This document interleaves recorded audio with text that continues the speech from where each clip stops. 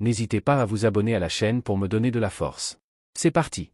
L'histoire commence dans un monde en proie à des phénomènes très étranges, un ormeau géant, un arbre aux racines massives, sans parler des fissures et des lianes qui tombent littéralement du ciel. Pendant ce temps, à Shenhue, une foule se rassemble pour un drame en direct. La fille la plus populaire du lycée semble sur le point de larguer son petit ami. Les ragots vont bon train, et la rumeur dit qu'elle ne sortait avec lui que par pitié, puisqu'elle s'apprête à intégrer une université prestigieuse, tandis que lui est resté sur le carreau sans aucun projet. C'est alors qu'un certain Fanji apparaît dans la foule, visiblement perdu face à toute cette attention soudaine. Et pile à ce moment-là, la star rousse commence son discours. Elle explique qu'elle a bien réfléchi et que leur relation n'est tout simplement pas réaliste. Elle poursuit son petit monologue, affirmant que les amours de lycée finissent toujours par s'éteindre, et qu'ils doivent affronter la réalité, ils ne sont pas faits l'un pour l'autre. D'un regard glacial, la jeune femme met définitivement fin à leur relation et le prévient qu'il est inutile d'essayer de la reconquérir. La foule s'interroge sur son silence, pensant que le choc l'a complètement anéanti. Son ex se vante alors d'être la plus populaire et tout le monde s'accorde à dire qu'il n'était pas à la hauteur. Mais, à la surprise générale, le garçon répond simplement « Oh, d'accord » et jette quelque chose avec désinvolture. Face à cette réaction, la rousse reste sans voix, incapable de comprendre ce qu'il se passe. Il tourne les talons, et la jeune fille l'interpelle, agacée, mais il ne lui accorde même pas un regard. Le personnage principal se retourne brièvement et lui demande froidement si elle avait autre chose à dire. Furieuse, elle hurle que peu importe ses manigances, ils ne se remettront jamais ensemble. Avec un sourire en coin, le garçon lui lance un regard plein d'assurance moqueuse. Il lui dit alors de ne pas se faire d'illusions, il a bien plus important à faire. La rousse, sans voix, ne trouve rien à lui répondre. Les témoins autour sont tout aussi stupéfaits par l'attitude du jeune homme qui s'éloigne. Mais dans sa tête, il pense que personne ici ne sait que le monde est sur le point de sombrer dans les cendres, car lui, il revient d'un futur apocalyptique. Et à ses yeux, cette fille n'est qu'une étrangère d'une vie passée. Il continue donc son chemin, indifférent au reste. Il marche, pensant que la popularité et la réputation n'ont plus aucune importance, car le monde est sur le point de changer. La vraie crise concerne toute l'humanité, pas seulement lui. Tout a commencé la veille, quand il s'est souvenu d'une lumière éclatante se brisant. Dans ses souvenirs, il voit des fragments d'un avenir où une lune de sang brille et une mer en furie déchaîne sa rage. Il se remémore des éclairs et une créature monstrueuse attaquant une ville en ruine. Ses yeux rouges brillent alors qu'il assimile ces souvenirs terrifiants. Bientôt, l'ère des cultivateurs arrivera, et les règles du monde seront réécrites en fonction du pouvoir. Soudain, il crie « Attends !» alors qu'une énergie bleue l'entoure complètement. Il se retrouve alors dans un endroit étrange et demande « Qui est là ?» Face à une lumière intense, ses yeux deviennent rouges et une douleur inconnue le transperce. Un écran apparaît, expliquant qu'il s'agit d'un système venu de la fin de l'univers, conçu pour créer des techniques de cultivation. Intrigué, le jeune homme tend la main pour toucher cet écran mystérieux. Dès qu'il le touche, une nouvelle vision lui apparaît, un monstre gigantesque et terrifiant surgit.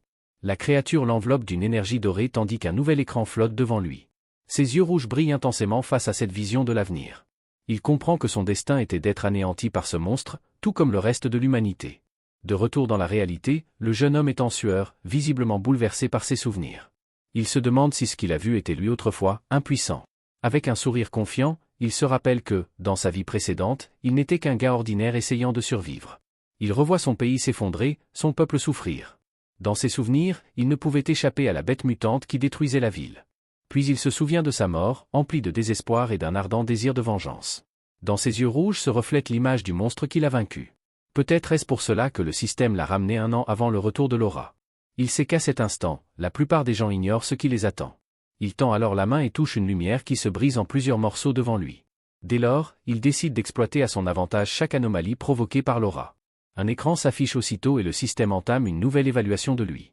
Doté d'un nouveau pouvoir, ses yeux brillent alors qu'il fait face à son destin avec détermination. Le système l'informe qu'un nouveau chemin s'est ouvert, et qu'il doit collecter des techniques pour sauver le monde. L'humanité, elle, prend conscience de la crise imminente et comprend qu'elle ne pourra compter que sur sa propre force pour survivre. Le gouvernement, de son côté, ne nie pas les rumeurs, mais conseille simplement aux gens de se préparer au pire. Pour ce faire, ils envoient des alertes via les téléphones portables concernant les créatures étranges qui apparaissent. Plusieurs personnes se rassemblent dans un auditorium pour entendre parler des événements récents.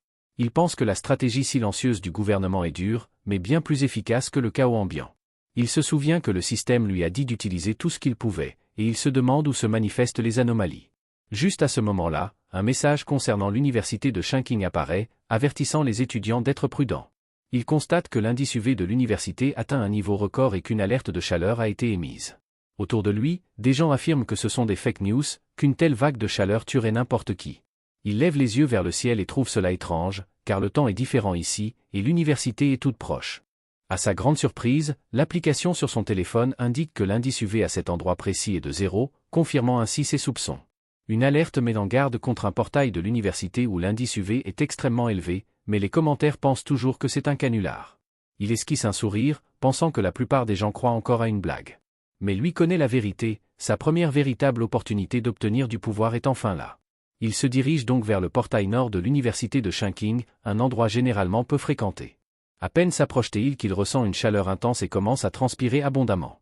Il observe les environs et confirme que quelque chose de vraiment étrange se passe là-bas. C'est alors qu'il voit quelques personnes fuir en courant, paniquées, mais son attention est attirée par des particules flottant dans l'air.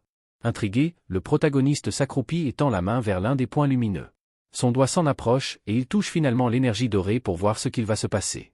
À cet instant, une lumière dorée explose devant lui, le prenant de court. Un écran bleu apparaît, annonçant que le système a détecté une énergie yang et va créer une nouvelle capacité. Aussitôt, le jeune homme hurle de douleur alors que l'énergie dorée traverse tout son corps. Une gigantesque explosion lumineuse engloutit le portail nord de l'université. Les témoins sont déconcertés, certains se demandant s'ils ont vu un Super Saiyan. Le héros continue de crier, son corps en souffrance, et ses cheveux commencent à devenir blancs. Flottant dans les airs, il se demande si c'est terminé, persuadé qu'il est sur le point de mourir. Mais le système lui annonce qu'il a obtenu la technique de respiration du soleil doré. Quelque temps plus tard, c'est le jour de l'inscription des nouveaux étudiants à l'université Qingqing. Sur place, l'ex-petit ami du héros fait son apparition. Un garçon propose de l'aider avec sa valise, bientôt suivi de plusieurs autres espérant attirer l'attention de l'ancienne star du lycée.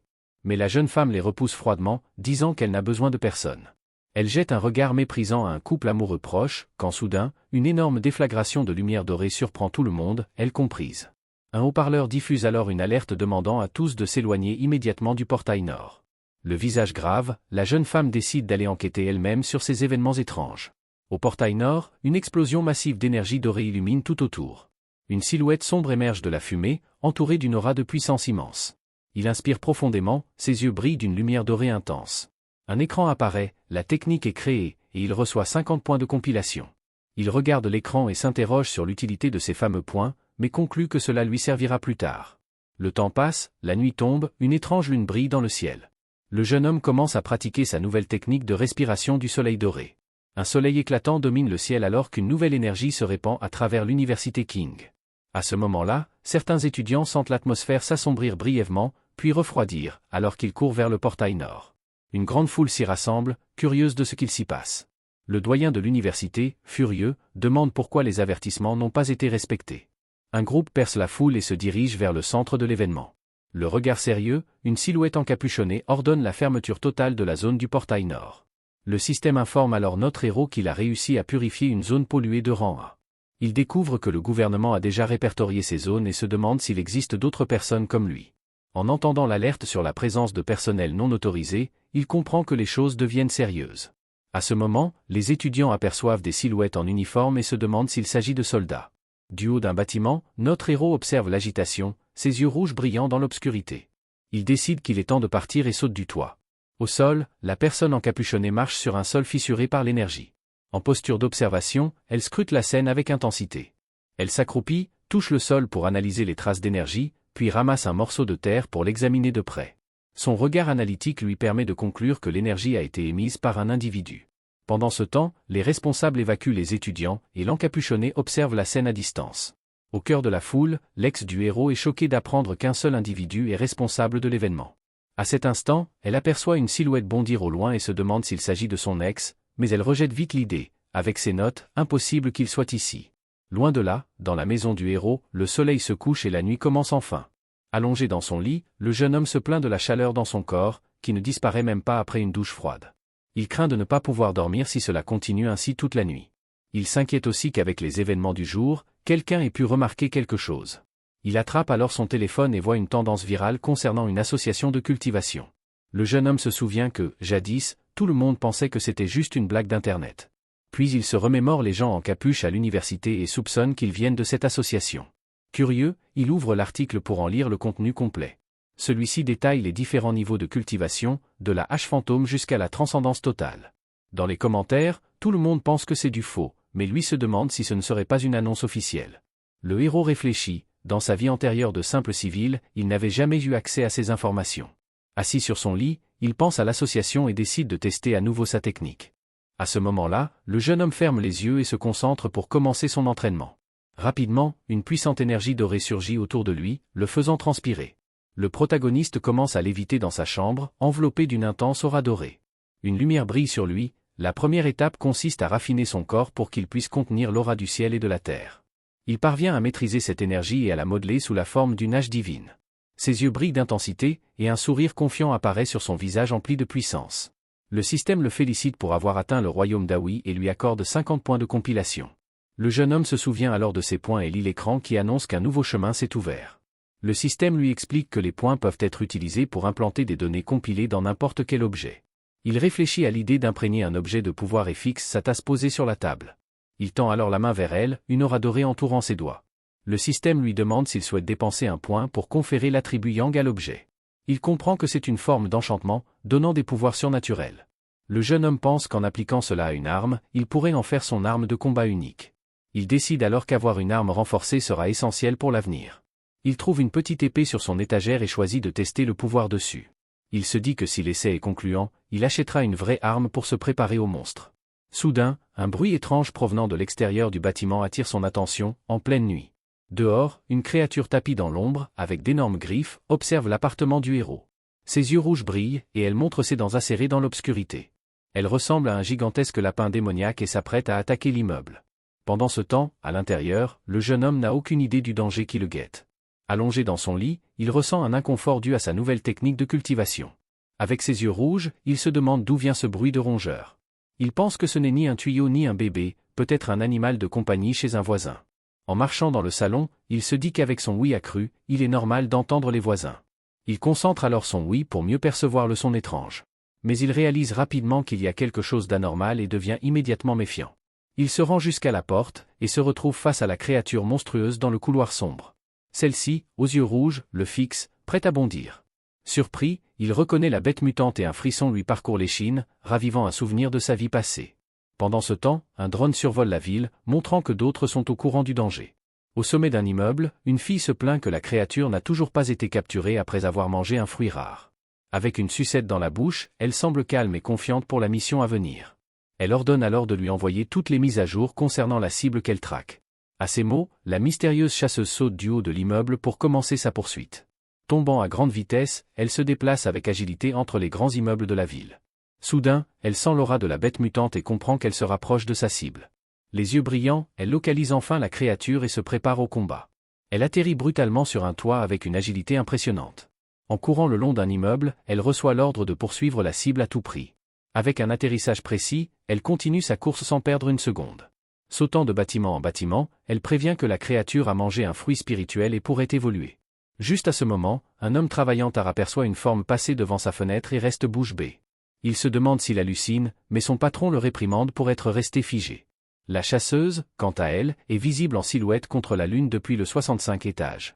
De retour dans l'appartement, le héros fait face à la créature étrange qui pousse un cri strident. Grâce à ses yeux dorés, il réalise que son corps a changé et qu'il peut désormais se battre à armes égales. La bête l'attaque alors avec ses griffes, mais le jeune homme esquive avec une agilité surhumaine. Il pense que son corps a tellement évolué qu'il perçoit les attaques au ralenti. L'énergie solaire dans sa main, il se demande pourquoi une bête mutante est déjà apparue si tôt. Il se remémore les visions de sa vie passée et affronte la bête. Il sait qu'elle n'est pas encore complètement évoluée, mais elle déchaîne déjà sa puissance et sa rage. Il se jette alors à l'assaut, il doit la neutraliser ou tous les habitants de l'immeuble mourront. Utilisant sa main emplie d'énergie, il parvient à attraper la créature. Sans montrer la moindre peur, il mord la bête étrange avec une force stupéfiante. Ses yeux dorés brillent d'une détermination glaciale alors qu'il la maintient fermement. Il la fait tournoyer dans les airs et comprend que son point faible est sa queue. Profitant de l'occasion, il la saisit de toutes ses forces. Le héros projette la créature contre la fenêtre, qui explose sous l'impact. Le poing chargé d'énergie dorée, il s'apprête à frapper. Il libère un rayon d'énergie qui atteint la créature en plein vol. Le monstre est totalement englouti par le rayon doré d'une intensité extrême. Mais la bête attrape l'énergie avec ses griffes et tente de l'absorber. Le héros comprend alors qu'elle essaie de voler son pouvoir Yang et contre-attaque immédiatement. Il pense que le pouvoir du soleil est trop fort et que le lapin est en train de creuser sa propre tombe. Peu après, une explosion dorée engloutit le monstre, qui ne parvient pas à contenir autant d'énergie. Dans l'immeuble voisin, un couple se réveille à cause du bruit. L'homme, encore endormi, se demande s'il s'agissait du tonnerre. Il se dirige alors vers la fenêtre pour vérifier, mais ne voit rien d'anormal à l'extérieur. Le héros atterrit au sol, entouré des résidus de son énergie dorée. Le jeune homme réfléchit, cette créature ressemblait à un fantôme affamé, cherchant désespérément à dévorer sa puissance. Après le combat, l'œil du monstre tombe au sol, libérant une étrange fumée noire. D'un regard grave, il fixe les restes de la bête qu'il vient de vaincre. Sans hésiter, il écrase violemment l'œil sous son pied, réduisant en miettes ce qu'il restait du monstre. Il comprend que cette créature nocturne était attirée par son énergie de type Yang, opposée à sa propre nature. Il imagine que s'il avait été une personne ordinaire, la créature aurait facilement dévoré tous les habitants de l'immeuble. Conscient de cela, il sait désormais qu'il doit acquérir davantage de techniques pour affronter les menaces à venir. Pendant ce temps, une mystérieuse jeune femme bondit dans les airs, silhouette découpée par la lumière de la lune, telle une chasseuse. À une vitesse incroyable, elle descend le flanc d'un immeuble. Arrivée sur les lieux, ses yeux s'écarquillent de stupeur. Se tenant dans la nuit, elle se demande si quelqu'un d'autre a éliminé sa cible. Agenouillée au sol, elle constate que la cible a été détruite et qu'elle va tenter de récupérer l'attribut de la nuit. Mais au moment où elle touche les restes du monstre, elle est surprise par une énergie dorée encore présente. La jeune femme ressent alors une chaleur intense et une aura brûlante qui la fait reculer immédiatement. Elle reconnaît cette énergie, c'est la même que celle du portail de l'université. Ce n'est pas une coïncidence. Devant cette découverte, elle active son communicateur, son regard désormais sérieux et déterminé. Elle informe sa base que la cible a été éliminée par un nouveau précurseur puissant doté d'un attribut de haut niveau. À travers le communicateur, une voix demande si la purification du portail et la destruction du lapin sont bien l'œuvre du même individu. Un homme confirme qu'aucune donnée n'existe sur lui et que l'association doit le recruter. Flamme et énergie bleue. La fille aux cheveux argentés approuve le plan de l'association. Elle range alors avec précaution une petite flamme d'énergie dans un objet fixé à sa tenue. Son supérieur lui ordonne de suspendre ses missions actuelles et de se concentrer sur la traque du nouveau précurseur. La mystérieuse chasseuse déroule calmement le papier de sa sucette. Elle glisse le bonbon dans sa bouche et dit qu'elle a parfaitement compris l'ordre. Mais avant de commencer sa mission, elle affirme qu'elle a d'abord besoin d'un thé au lait. Une voix, à l'autre bout du communicateur, se demande qui peut bien être cette mystérieuse figure au pouvoir si grand. La jeune femme admet que le président avait raison, elle doit rencontrer ce maître surpuissant. La journée de notre héros commence avec le lever du soleil. Il s'étire, prêt à s'entraîner. Il sait que ce lever tôt favorise sa cultivation, alors il se prépare pour une nouvelle session. Le combattant active sa technique de respiration et absorbe l'énergie dorée du matin. Ses yeux brillent d'une lumière dorée intense. L'énergie l'envahit, et il entre dans le royaume de la hache fantôme. Il sent l'aura de la technique se manifester. Une soudaine explosion d'énergie le prend par surprise, il est en train d'atteindre un nouveau palier.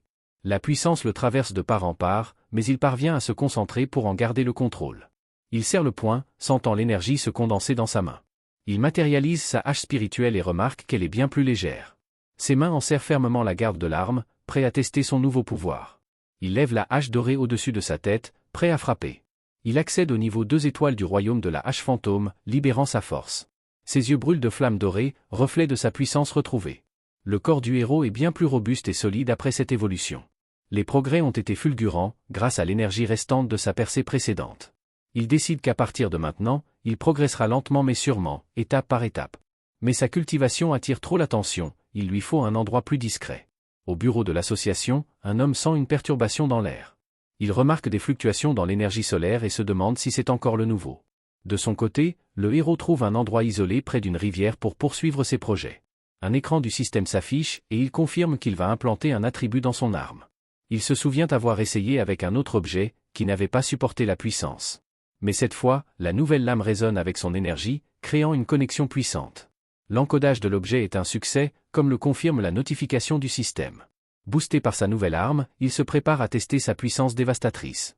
Le résultat du test le laisse complètement abasourdi par la force dégagée par l'épée. Un immense rayon doré jaillit de la lame, fendant le ciel. Le guerrier retombe au sol, son épée en flammes, sentant la puissance couler dans tout son corps. Il a failli déclencher un incendie avec ce coup et réalise à quel point sa force est dangereuse. La fumée dégagée est immense, et il sait qu'il a été repéré. Il doit partir. Une jeune femme court furieusement vers l'épaisse fumée qu'il a laissée derrière lui. Elle râle, disant qu'elle s'est absentée une seconde et a raté toute l'action.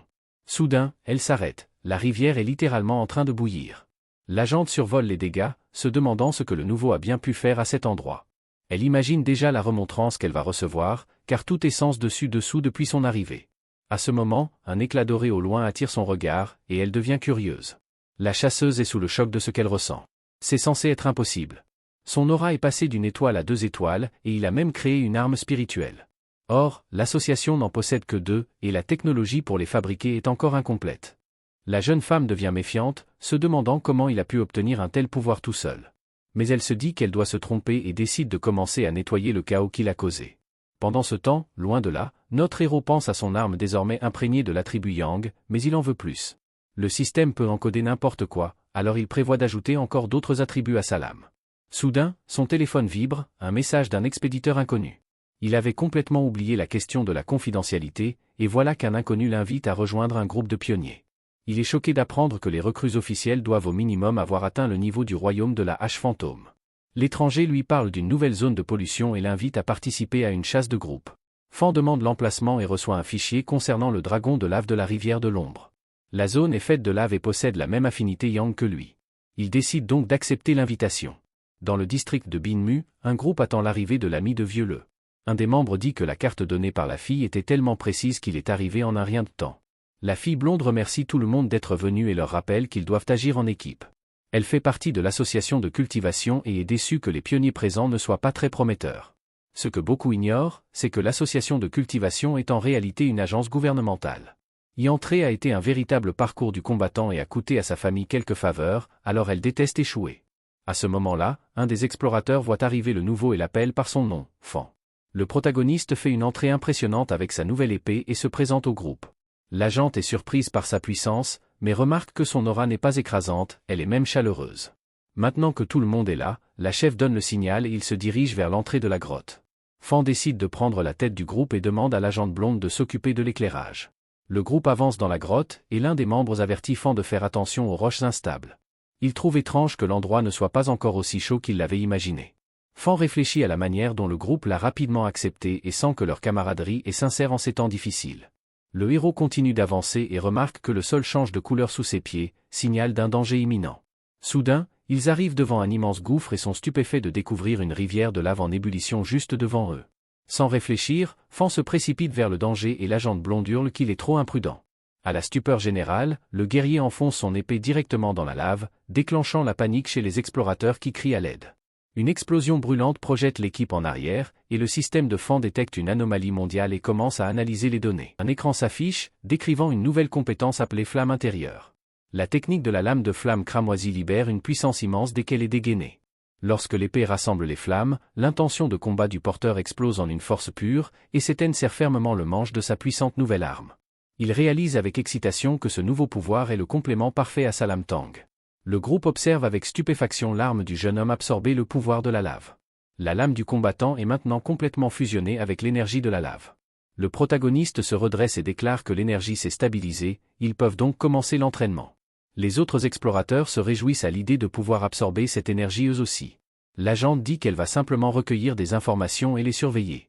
Mais elle remarque alors d'autres explorateurs arrivant dans la grotte. Un nouveau groupe d'hommes musclés fait son apparition, déclarant que l'endroit leur appartient désormais. Elle s'inquiète en voyant que les trois sont du royaume de la hache fantôme. Elle regarde ses amis et conclut qu'ils ne peuvent pas affronter ces types. Malgré tout, l'agente confronte le groupe et leur rappelle qu'ils sont arrivés les premiers. Le chef ennemi ricane et leur hurle de déguerpir sur le champ. L'agente pense que dans cette nouvelle ère, les faibles sont juste des proies, mais elle doit faire quelque chose. C'est alors que le héros principal s'avance, et l'agente est stupéfaite par son geste. Il affronte ensuite le chef ennemi, le traitant de lâche pour avoir tenté d'intimider une fille. Il serre fermement son épée enflammée. Le protagoniste attaque alors le groupe rival avec son arme, déclenchant une explosion de feu massive. Face à cela, le chef du gang est complètement choqué par la puissance de l'attaque. Les hommes musclés sont projetés dans les airs par la vague d'énergie. À ce moment-là, un de ses amis, en pleine méditation, se demande ce qui vient de se passer. Le jeune homme réfléchit, ces tragédies arrivent parce que les forts s'en prennent toujours aux faibles. Il sait que les belles paroles et les leçons de morale sont inutiles face à des gens comme eux.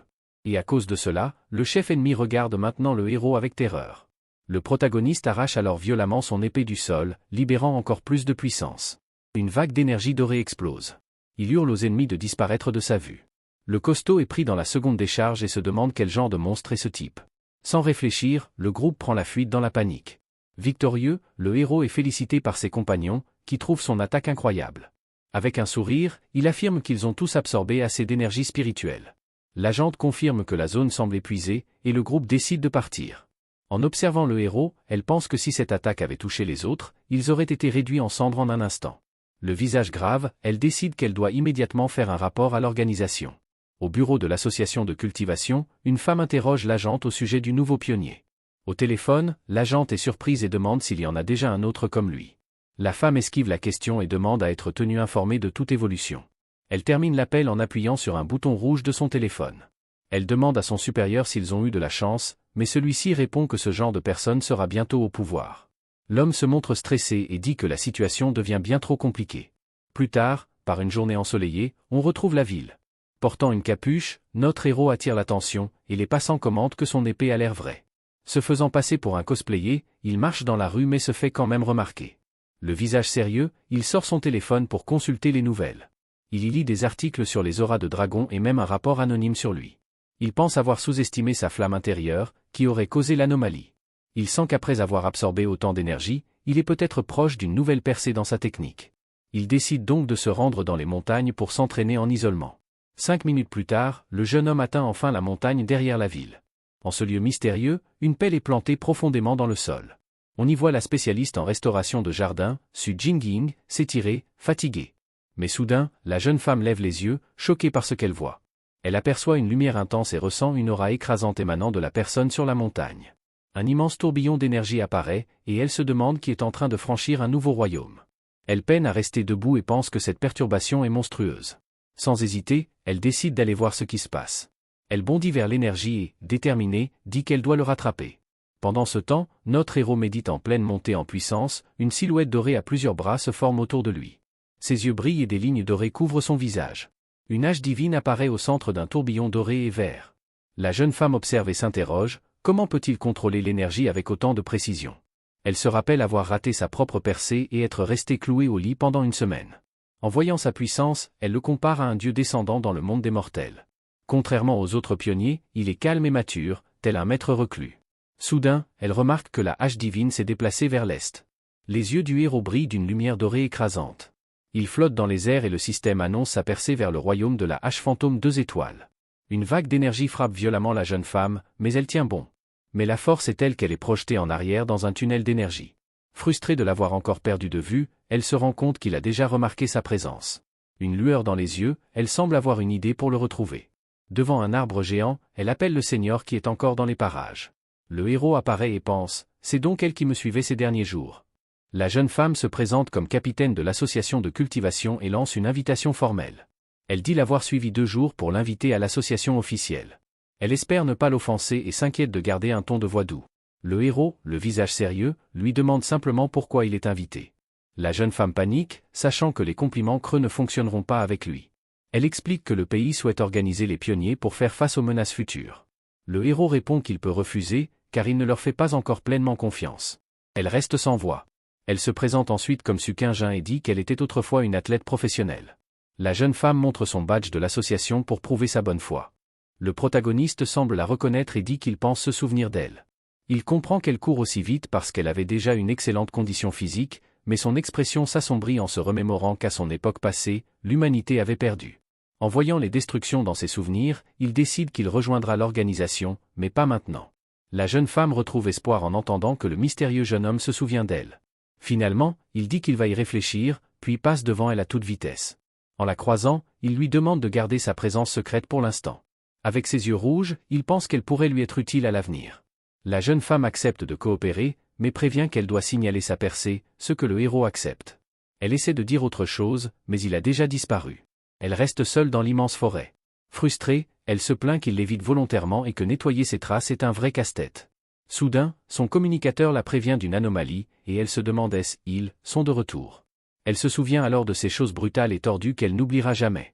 Ces créatures se nourrissent d'énergie et de zones de pollution, et certaines deviennent des bêtes terrifiantes. Ces monstres créent de nouvelles zones de pollution et si on ne les arrête pas, ils détruiront le monde. À ce moment, la nuit tombe et une pluie battante s'abat sur la ville. Soudain, un puissant éclair illumine le ciel orageux au-dessus des immeubles. Quelqu'un marche dans une flaque d'eau. Des alertes sur un téléphone annoncent la tempête et la fermeture d'une zone touristique. On se demande quel puissant cultivateur subit une tribulation là-bas. Le visage grave, le héros observe la tempête devant lui. Il ressent une puissante énergie foudroyante et comprend que le centre de la tempête est proche. Il gravit les marches sans se laisser perturber par la pluie. Face à la montagne, il confirme que c'est l'épicentre de toute cette puissance. Notre héros bondit à grande vitesse à travers la forêt sous la pluie. Agile, il atterrit au sol et poursuit sa route. Soudain, le système détecte une zone de pollution sur le pic de l'empereur de Jade. L'écran montre la montagne sombre et indique que le niveau de pollution est inconnu. Le héros entre alors dans la forêt menaçante sans la moindre peur. Son regard déterminé dans l'obscurité, un immense éclair bleu descend alors des cieux avec une force incroyable. L'énergie de la foudre semble se concentrer sur notre protagoniste. Pendant ce temps, à l'association, un écran montre que le niveau de danger du pic est en hausse. Le dirigeant affirme que l'incident est critique et demande à la jeune Quingin d'expliquer la situation. Lors de la réunion, elle rapporte que le pic est inaccessible et que la zone a été classée de rang A. Elle avertit que le pic pourrait passer en rang S et que personne ne peut s'en approcher. Les autres membres conviennent que même un pionnier 3 étoiles ne tiendrait pas. À cause de cela, un des responsables décide de verrouiller la base de la montagne. Le chef approuve et ordonne de sceller la montagne jusqu'à la fin de l'activité énergétique. Un éclair frappe le sol avec une force écrasante. Le héros utilise son clone marionnette pour progresser. Il se dirige alors vers le cœur de la tempête pour extraire l'attribut foudre le plus pur. Dans cette ère, les humains sont au bas de la chaîne alimentaire. Même un lapin est une menace. Même avec ses techniques actuelles, il n'est pas encore assez fort. L'attribut Yang a renforcé la durabilité de sa lame, et les flammes ont accru son pouvoir destructeur. Le pouvoir foudroyant présent ici est l'occasion idéale de renforcer son corps. Il sait que pour devenir plus fort, il doit chercher les opportunités au cœur du chaos. Car s'il ne le fait pas, il sera laissé pour mort lors des calamités. Il se prépare à absorber l'énergie de la foudre. Mais lorsqu'il tente, il rencontre une résistance intense. Le visage tordu de douleur, le protagoniste lutte pour supporter la pression. Il hurle alors qu'une énergie bleue intense le frappe de plein fouet. Haletant et entouré d'éclairs, il tient toujours fermement son épée. Il sait que cette énergie foudroyante est par nature une forme de châtiment divin. Le visage en sueur, il sent l'énergie essayer de le forcer à s'agenouiller. Mais il défie la tempête et se demande comment maîtriser ce pouvoir. Soudain, il a une idée et utilise sa respiration solaire dorée à pleine puissance. D'un cri, il charge son épée enflammée contre l'énergie bleue. Une explosion massive d'énergie jaune et bleue illumine tout alentour. Blessé et crachant du sang, il continue à tenir son épée enflammée. Il décide alors qu'il doit endurer et affronter la faim pour survivre. Son pied s'enfonce violemment dans le sol, le fissurant. L'énergie le paralyse, et il sait que le pouvoir de la foudre veut l'anéantir. Mais ses yeux brillent d'un jaune éclatant. Un éclair bleu le frappe. Et le système annonce qu'il est en train de compiler un nouveau pouvoir. Certaines personnes observent la tempête avec stupeur, inquiètes pour la ville. Pendant ce temps, le système l'informe qu'il a obtenu le trempage divin de la foudre et 50 points. Ce nouvel attribut est offensif, et contrairement à l'attribut Yang, il est dominant à la fois en attaque et en défense. Avec ce nouveau pouvoir, il déclare que la foudre est désormais sa lance et son bouclier. Il sent cette énergie renforcer son corps sans douleur et comprend qu'il s'agit d'une purification. Le système l'informe que ce pouvoir punit le mal, et il pense à l'implanter dans son épée. Mais il réalise que cela pourrait altérer la pureté de l'attribut Yang déjà présent dans sa lame. De plus, ajouter trop d'attributs risquerait de faire s'effondrer l'arme. Il a alors une idée, incruster l'attribut foudre dans sa main droite. Avec un sourire confiant, le jeune homme confirme son choix au système. À cet instant, une puissante énergie bleue enveloppe violemment sa main et son bras. Le lendemain, l'énergie sur le pic s'est dissipée, mais l'air est encore chargé d'électricité. Une femme dit qu'un pionnier est passé par là. Elle est surprise et demande au major si cette personne est encore en vie. Mais elle ne peut pas détecter d'attribut et conclut que la tempête a effacé toute trace. La jeune femme demande pourquoi, et le major explique que c'est à cause du timing de l'anomalie et du confinement. Les yeux brillants, il dit que le pic de la tempête a eu lieu à cette heure. Il sent que la personne possède des capacités liées à la foudre, et c'est ce qui lui a permis de survivre à la tribulation. Pour cette raison, le major soupçonne que l'individu est non seulement vivant, mais qu'il a provoqué l'événement. Il affirme que ce genre de personne est dangereux, car on ne sait pas de quel côté il est. Loin de là, chez lui, notre héros éternue sur son canapé. L'officier militaire donne alors l'ordre de ne ménager aucun effort pour retrouver cette personne. Le nom de code attribué au mystérieux cultivateur est le tyran. L'association espère alors recruter le tyran au plus vite et décide d'étouffer l'affaire. Le major Han déclare qu'un candidat de haut rang essaie également de prendre contact avec l'enfant. À ces mots, la jeune fille aux cheveux argentés est quelque peu déconcertée par ce qu'elle vient d'apprendre de son supérieur. Elle rapporte que c'est le même individu qui a purifié l'anomalie à la porte de l'université. Intérieurement, elle commence à paniquer. La jeune femme explique qu'elle a tenté de le contacter, mais que ses mouvements sont imprévisibles et qu'il possède l'attribut solaire. Dans ses pensées, la jeune fille désespère, réalisant qu'elle a dû mélanger vérité et demi-vérité pour préserver sa couverture. En entendant parler de l'élément solaire, le major Han devient pensif, analysant la situation de ce nouveau pionnier puissant. Il la félicite ensuite pour son bon travail, affirmant que l'organisation a besoin de jeunes comme elle pour son avenir. Il décide de publier de fausses nouvelles sur des catastrophes naturelles, précisant qu'il n'aime pas parler d'énergie spirituelle. Pendant ce temps, chez notre protagoniste, la nuit est pluvieuse et il semble élaborer son prochain mouvement. Il décide alors d'utiliser sa technique de respiration solaire dorée pour sécher une veste posée sur le canapé. Grâce à son pouvoir, il rend le vêtement complètement sec et éclatant, comme s'il sortait de l'emballage. Juste après, il enfile la veste et remarque que même après avoir acquis l'attribut de foudre, il ressent encore un changement net. Sa main droite a subi une transformation physique et est désormais la partie la plus puissante de son corps, crépitant de l'énergie de la foudre. Il est stupéfait de voir comment il contrôle une énergie aussi violente et sent qu'il est au seuil d'une nouvelle percée dans sa puissance. Notre protagoniste se remémore la douleur insupportable qu'il a ressentie lorsqu'il a activé pour la première fois l'attribut solaire avec sa technique. Il note que le pouvoir de la foudre a été affaibli, mais que le système lui indique qu'il inflige désormais 300% de dégâts supplémentaires aux ennemis. Soudain, une notification sur son téléphone, posée sur la table, attire son attention. Le regard sérieux, il saisit l'appareil, se demandant ce qui peut bien se passer dans le monde en ce moment. Sur l'écran, il voit que le pays émet des alertes d'urgence pour protéger la population contre un bouleversement mondial. Mais il sait que ces avertissements sont toujours synonymes de nouvelles opportunités. Une tentation à laquelle il ne peut résister. Ses yeux rouges brillent intensément. Un détail spécifique dans les nouvelles pique sa curiosité. Un article parle d'une explosion dans une usine, mais il trouve la pollution qui en résulte extrêmement suspecte. Il lit ensuite des commentaires de gens mentionnant une odeur froide et sinistre, et trouve la description étrangement familière. À ce moment-là, il se rappelle un souvenir terrible de sa vie passée qui lui donne un mauvais pressentiment. Dans sa mémoire, il voit une créature étrange attaquer des innocents pendant qu'il se cachait, terrifié. Yeux rouges. Le monstre de ses souvenirs ressemblait à un prédateur implacable et terrifiant. Il se demande si la créature mentionnée dans les nouvelles pourrait être du même type que celle qu'il a vue autrefois. Le visage sérieux et déterminé, le combattant commence à analyser cette nouvelle information dangereuse. Il sait que ces choses aiment l'obscurité et peuvent être des plantes ou des animaux transformés en tueurs. Il sait que cette nouvelle créature est 100 fois plus dangereuse et qu'il doit l'arrêter avant qu'elle n'évolue davantage. Ainsi, notre protagoniste décide qu'il est temps de tester sa puissance critique de 300% dans un véritable combat. Il s'élance à grande vitesse à travers la ville pluvieuse de nuit. Lors de sa nouvelle traque, les rues sont désertes et la forte pluie crée une atmosphère de suspense alors que le feu de circulation brille en rouge. En un instant, le protagoniste traverse la rue à une vitesse incroyable dès que le feu passe au vert. Une équipe d'extermination de l'association a perdu la trace d'une anomalie appelée Nuit de la Chandelle. Un des agents rapporte que la créature se fond dans l'obscurité et aime dévorer les gens. Sous l'orage, l'équipe sait que la créature va bientôt commencer à se nourrir. D'un air déterminé, le chef d'escouade affirme qu'ils ne peuvent pas laisser cela arriver. Au centre de commandement, un opérateur met à jour le dossier 7 avec de nouvelles informations sur l'anomalie. La mission est désormais classée priorité de niveau B avec un délai de 12 heures pour la compléter. L'équipe d'extermination reçoit l'ordre de poursuivre la traque, mais leur priorité absolue est de préserver leur vie. Sautant entre les immeubles, un des membres de l'équipe confirme qu'il a bien reçu l'ordre et poursuit la chasse. Le chef regarde la carte et se plaint que les mutations sont partout, submergeant le quartier général.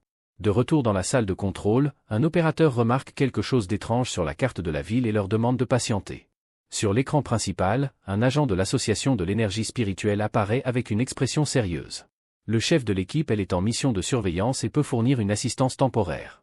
À ces mots, le chef de l'équipe d'extermination et son partenaire lèvent les yeux et n'ont pas l'air très enthousiastes. Sur un toit, la jeune fille et son équipe observent les autres agents avec mépris. L'homme dit que l'anomalie dévore des humains, et elle réplique sèchement en lui demandant si c'est sa manière de demander de l'aide. D'un ton froid, la fille affirme que l'équipe d'extermination est suffisamment forte et qu'ils s'en vont. Le chef s'excuse, expliquant que sans leur capacité de traque, toute la ville est perdue. Ainsi, les deux équipes unissent leurs forces sur un toit pour surveiller la ville et traquer la créature. Un des agents utilise son pouvoir et une énergie bleuâtre dans sa main parvient enfin à verrouiller la cible. L'énergie s'étend alors en un large vortex qui se dirige vers la cachette du monstre. Il trouve la créature, qui apprécie les endroits sombres et humides, en train de se nourrir paisiblement. Le chef de l'équipe ordonne à l'unité de sabotage de lancer l'opération pour arrêter le monstre. Soudain, la créature s'arrête, ses moustaches détectant la présence des agents. Le monstre les repère alors, et l'équipe de sabotage active immédiatement sa formation d'attaque. Dans un mouvement rapide et brutal, la créature se jette à grande vitesse sur les chasseurs pour les attaquer. L'un des agents fonce vers le monstre, se positionnant pour une attaque à l'est. Les autres agents encerclent alors la créature de tous les côtés, mettant en place la formation d'attaque. Sautant dans les airs, l'un des chasseurs se lance de toutes ses forces contre l'anomalie pour démarrer le combat. Le chasseur assène un coup puissant dans le dos du monstre, mais l'attaque semble sans effet. Avec ses griffes, la bête s'ancre au sol, prête à riposter de toute sa puissance. Soudain, le dos du monstre commence à pulser d'une énergie étrange et très dangereuse. Dans un rugissement, la créature libère son pouvoir sonore sous la forme d'une vague d'énergie noire destructrice. Le chef d'équipe crie à tout le monde de se méfier des ondes sonores et de se replier immédiatement. Les vagues d'énergie noire frappent les agents qui tentent de se protéger du souffle sonore. Un des membres de l'équipe demande alors au commandant s'il va bien pendant qu'il bat en retraite. Le chef répond que la créature est puissante et que s'ils ne s'étaient pas repliés, ils auraient été réduits en poussière. L'anomalie déploie alors ses ailes et commence à concentrer de l'énergie verte dans sa gorge pour une attaque. Le monstre tire une puissante rafale d'énergie verte depuis sa bouche vers le sol. La bête regarde ensuite vers le bas, là où l'énergie verte s'accumule, créant une nouvelle menace. Un agent avertit que la créature s'échappe par le sol avec une énergie sombre et corrosive, mais le commandant ordonne de maintenir la formation. La mission étant désormais de recueillir des données sur le combat, un des agents, arme à la main, se tend, prêt à affronter ce qui va suivre. Dans l'obscurité, une paire d'yeux rouges brillants apparaît, observant les chasseurs d'un air menaçant. La créature les fonce alors, attaquant l'un des agents par-dessus dans un mouvement rapide et brutal. En voyant cela, le chef de l'autre équipe crie de ne pas laisser le monstre s'échapper et de le poursuivre à tout prix. La bête s'enfuit ensuite en volant à travers les rues, laissant derrière elle une traînée de fumée verte. Cependant, l'équipe s'arrête sur un toit car la jeune fille ressent quelque chose d'étrange et demande aux autres d'attendre.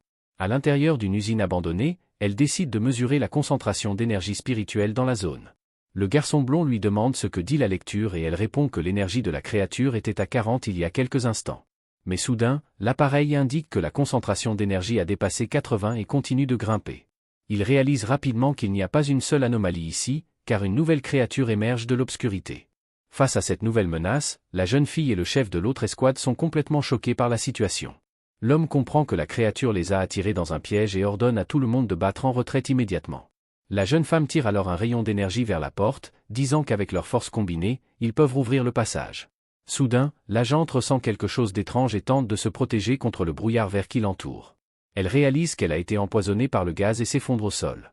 Alors que la créature s'approche, la jeune femme crie à ses compagnons, mais personne ne répond et elle se retrouve seule dans l'usine abandonnée. Elle se souvient que la créature les a attirés dans le repère d'une autre bête, qu'elle soupçonne d'être un serpent géant. Un immense serpent aux yeux verts brillants émerge alors et fixe la jeune fille dans le brouillard toxique. L'agente sait que le gaz absorbe son énergie et que sans bouclier de protection, elle ne tiendra pas longtemps. Complètement vidée de sa force, elle tombe au sol, se demandant si c'est la fin pour elle, face à un tel monstre. Mais soudain, une lumière éclatante venant du plafond de l'usine attire son attention. Les yeux levés, elle suit la silhouette mystérieuse descendant par le trou dans le toit. Bientôt, une puissante explosion de lumière détruit une partie du plafond, et une silhouette apparaît au milieu des décombres, l'agente observant toujours la scène depuis le sol, encore sonnée par cette arrivée inattendue. Puis, notre héros descend du trou qu'il vient de créer, arborant une expression calme et confiante. Ses pieds touchent le sol avec force alors qu'il se prépare pour l'affrontement à venir.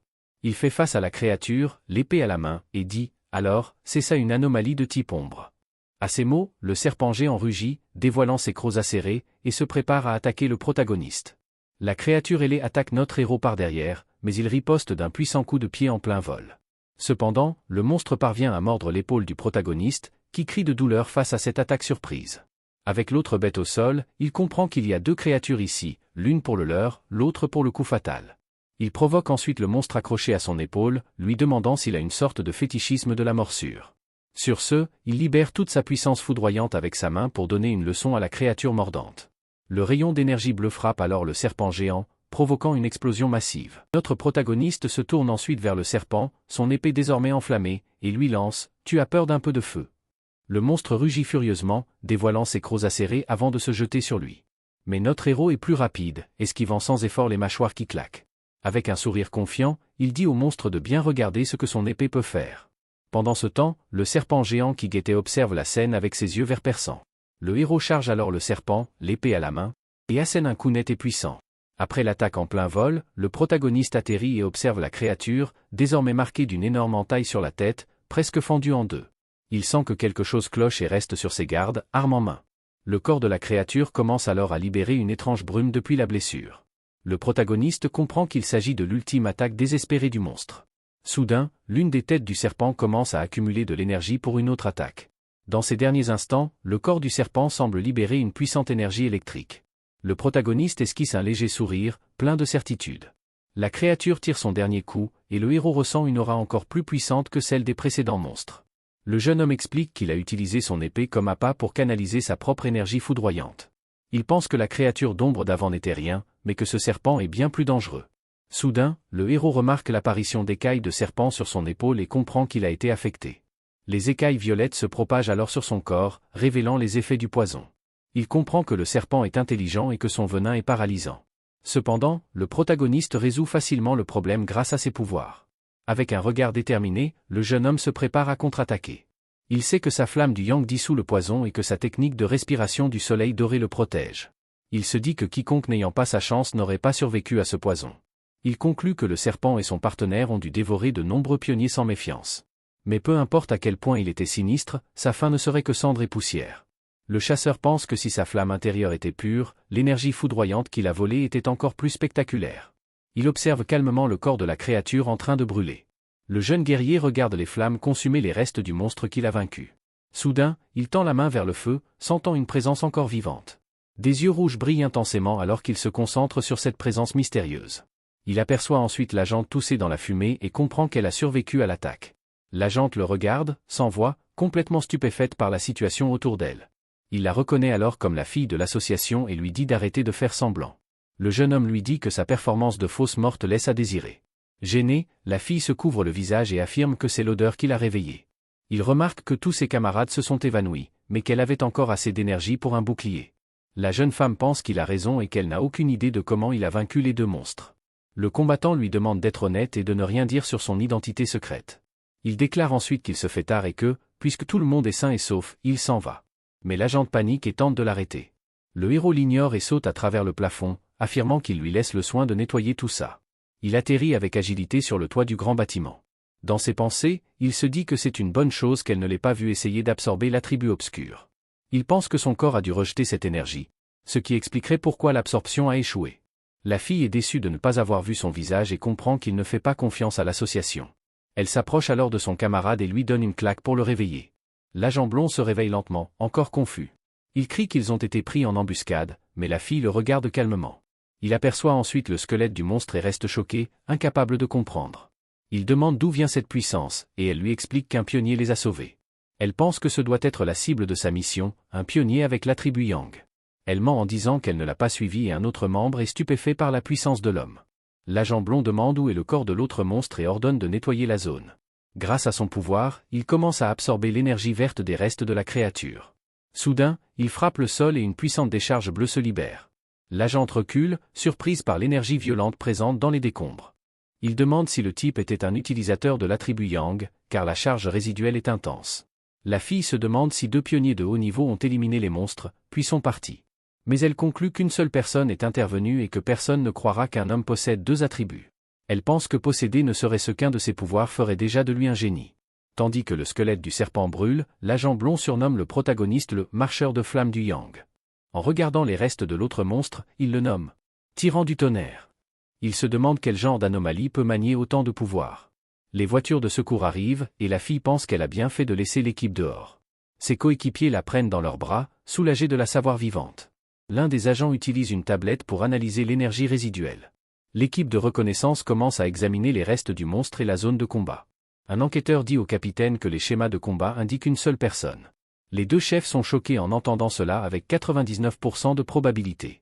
Les agents concluent qu'il s'agissait d'un pionnier à double attribut, car un seul des monstres aurait pu les vaincre. L'agent active son communicateur pour signaler l'apparition de sa cible. Elle informe son supérieur que le tyran et le gars de l'université sont ses cibles assignées. Son supérieur lui ordonne de mettre sa mission en pause. Il dit que l'homme n'est pas un ennemi et qu'elle doit éviter tout contact pour sa sécurité. Elle accepte, mais dit avoir une théorie sur ce qui s'est passé à la montagne. L'homme, curieux, lui demande laquelle.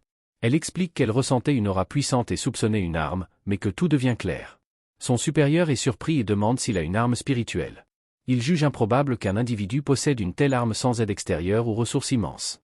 La jeune femme dit que l'arme spirituelle possédait un attribut Yang. L'homme comprend que si l'arme tire sa puissance de l'énergie de l'utilisateur, alors il est au niveau de création spirituelle, et pourrait donc tout faire seul.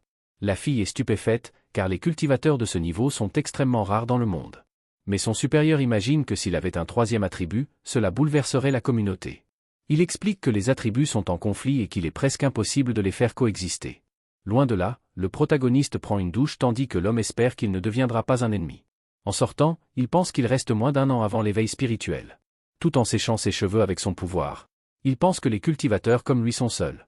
Il se rappelle du groupe dans la grotte de lave et de leur sensibilité accrue au changement. Même sans reconnaissance, les pionniers autodidactes ont déjà atteint le royaume fantôme une étoile. Maintenant, le gouvernement les cherche et les relations restent calmes. En s'habillant, il pense que le gouvernement a secrètement créé l'association de cultivation.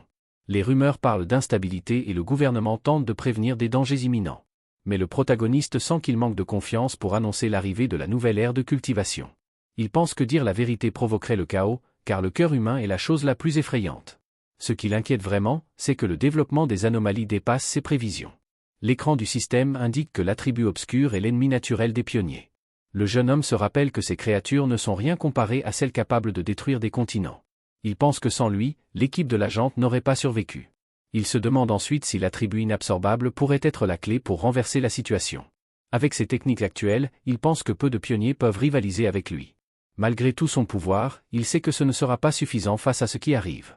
Soudain, son téléphone sonne sur la table, c'est sa tante. Il répond, surpris, et se demande pourquoi elle l'appelle. À l'autre bout, la femme demande s'il va bien et si sa cousine peut venir vivre chez lui. Le protagoniste est surpris par la demande et imagine à quoi pourrait ressembler sa mystérieuse cousine. Son seul souvenir d'elle est celui d'une intello obsédée par ses études. Il accepte alors qu'elle vienne, ayant une chambre libre, et demande quand elle arrivera. Ailleurs, quelqu'un tape furieusement à l'ordinateur avec des mains griffues. Cette personne, en sweat à capuche d'ours, est sur son PC pendant que la tante annonce que la cousine arrivera demain. À l'écran, un chat montre une silhouette encapuchonnée disant que sa mère arrive. Elle utilise ensuite sa souris pour naviguer. Un article de presse parle d'une ville surnommée la Cité de la Mort. Après une série de disparitions, la fille à la capuche lit à propos de Yango, ses lunettes brillantes. Sa mère entre alors et lui demande si elle a fini de faire ses valises. La jeune fille dit oui, mais préférerait un hôtel pour ne pas déranger son cousin. Sa mère lui conseille de ne pas faire d'histoire, et elle hoche la tête. On la voit en pyjama à thème bière, se préparant à ce qui l'attend. Elle pense que peu importe comment est son cousin. Il ne peut pas être pire qu'une anomalie. Le jour suivant, la ville est baignée de soleil et les gens arpentent les rues. La cousine du protagoniste arrive enfin, valise et serviette en main. Téléphone en main, elle confirme qu'elle est enfin arrivée. Elle lève les yeux et confirme que c'est bien ici. La jeune femme le voit à la porte, semble surprise et l'appelle « cousin ». Tandis que le garçon descend les escaliers, les yeux rouges, il lui demande si elle est Lini. La fille portant des lunettes et un sweat à capuche semble un peu timide et silencieuse, ne lui répondant pas. Assis sur le canapé, ils prennent un verre et le protagoniste lui demande si elle est là pour un camp d'été. Il lui tend ensuite la clé de rechange et lui dit que sa chambre est juste en face. Alors que notre héros se dirige vers sa chambre, elle le regarde, pensant qu'il semble plutôt détendu. Le MC jette un coup d'œil du coin de l'œil, se souvenant qu'il avait ressenti une faible énergie spirituelle venant d'elle. Il se demande si cette histoire de camp d'été n'était pas juste un prétexte pour cacher son aura. Un instant plus tard, la jeune femme prend son téléphone et commence à écrire un message. Dans la conversation, elle mentionne son cousin et décide de repousser son entraînement pour qu'il ne la découvre pas. 3 jours passent, et la fille sort de la salle de bain en serviette pendant que notre héros, assis sur le canapé, semble sérieusement agacé. Méditant dans sa chambre, une forte aura dorée l'entoure, le faisant craindre d'être découvert. Mais ce qui surprend vraiment le protagoniste, c'est quand sa cousine l'appelle pour dîner, ayant préparé un repas complet. À table, il propose de faire la vaisselle, mais sa cousine refuse, disant que c'est la moindre des choses. En mangeant, le garçon pense qu'elle est beaucoup trop polie et parfaite dans tout ce qu'elle fait, mais qu'il y a quelque chose de suspect. Il se dit que la laisser gérer les corvées est une stratégie pour qu'elle baisse sa garde et révèle sa vraie nature. De cette façon, il croit pouvoir enfin découvrir ce qu'elle cache vraiment. Pendant ce temps, la jeune femme mange tranquillement, complètement inconsciente des plans qu'il mijote. Soudain, son téléphone s'allume sur la table, attirant leur attention à tous les deux. Leurs regards se croisent et le protagoniste lui demande négligemment si c'est un ami qui l'appelle. Il se lève ensuite, dit qu'il retourne dans sa chambre, et la laisse seule pour répondre. Dans sa chambre, elle décroche et confirme qu'un grand événement mondial aura lieu demain à 15h. À l'extérieur du bâtiment, le protagoniste entend tout et apprend que le point de rendez-vous est à Yangyuo City. Peu après, le MC commence à sentir une aura bleutée émanant du bâtiment, ce qui attire son attention. Il observe sa cousine en pleine méditation et réalise qu'à son niveau actuel, elle ne pourra pas le détecter. Le protagoniste est surpris, elle est déjà au royaume de la hache fantôme à 2 étoiles. Le camp d'été n'était qu'un prétexte. La vraie raison de sa venue était cet événement mondial. Chaque changement dans le monde est une opportunité pour lui d'acquérir de nouvelles techniques et d'augmenter sa puissance. Avec un sourire confiant, il se demande quel nouvel attribut va apparaître à Yanu City. Il s'élance avec une aura sombre, décidé à s'approprier ce qui apparaîtra là-bas. Dans sa chambre, sa cousine ressent quelque chose d'étrange, son aura bleue s'active, et elle paraît très méfiante. Jetant un coup d'œil par la fenêtre, la jeune femme se demande si ce n'était que son imagination ou si quelqu'un l'observait réellement. Le lendemain, nous voyons Yango City avec des rayons de soleil illuminant les magnifiques montagnes. Près de la grande porte d'entrée, une voix familière appelle la jeune femme. Hurrah! Son amie la retrouve et lui demande curieusement si le cousin avec qui elle loge est mignon ou pas. La jeune femme répond que c'est juste un gars gentil, d'apparence moyenne, complètement pas son type. À ces mots, son amie semble un peu déçue, et la cousine rit de sa réaction. La femme aux cheveux rouges fait alors remarquer que Yi se décrit aussi comme plutôt ordinaire.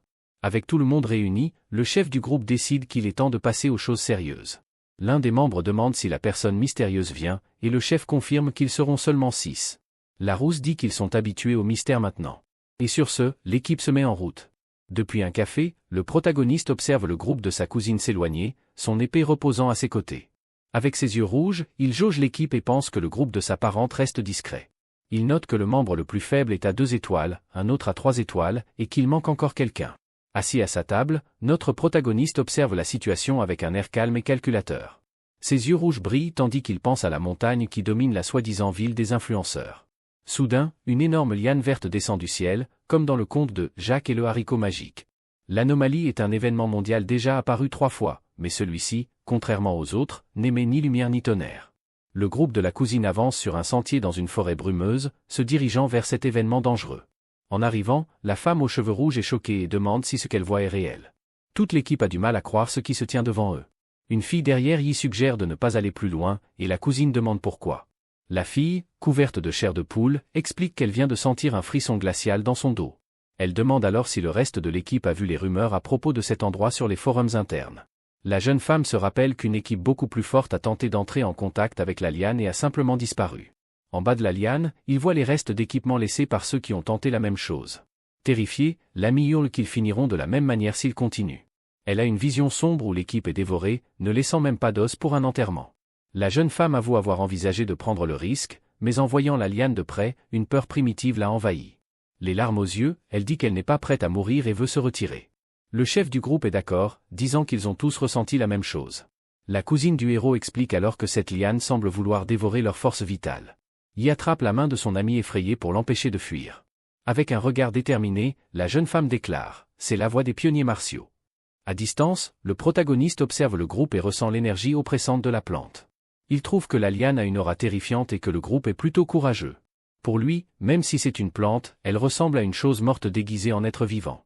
Juste à ce moment, sa cousine dit au groupe de ne pas hésiter et de simplement ressentir l'énergie des lieux. Elle les prévient ensuite de rester proches les uns des autres et de ne pas trop s'éloigner. Selon elle, tant qu'ils gardent leur distance, ils resteront en sécurité. Perchée dans un arbre, la parente du héros commence à méditer, protégée par une barrière bleue. Le protagoniste trouve la tactique bonne et lui reconnaît le mérite de ne pas être imprudente ni trop prudente. Pendant que la cousine médite, son aura se multiplie, envoyant un rayon de lumière vers le ciel. Le protagoniste est stupéfait, réalisant qu'elle est sur le point d'atteindre le niveau 3 étoiles. Elle est vraiment talentueuse. Ses amis sont choqués de la voir atteindre le royaume de la hache fantôme, mais cette évolution attire l'attention de la gigantesque liane, qui se met à bouger. Un membre de l'équipe est terrifié en remarquant les mouvements étranges de la plante. Le groupe panique alors que la liane fonce sur eux, et la rousse est stupéfaite qu'elle les ait repérés. Au milieu du chaos, la plante en attrape un, et les autres fuient pour sauver leur vie. L'avancée de Yi a causé une perturbation, et maintenant la liane essaie de la capturer pour l'absorber. La jeune femme continue sa méditation concentrée, apparemment inconsciente du danger imminent. La rousse attrape la main de son ami effrayé et lui dit de ne pas fuir, qu'elles doivent aider à sauver Yi. Elle leur dit de se calmer, mais le personnage aux cheveux noirs affirme qu'il ne risquera pas sa vie pour quelqu'un qu'il connaît à peine. Furieuse devant sa lâcheté, la rousse perd patience et le frappe. Elle hurle ensuite qu'elle n'abandonnera pas sa coéquipière à mourir seule. Notre héros observe les lâches s'enfuir tandis que la rousse se précipite pour aider sa cousine, en grand danger.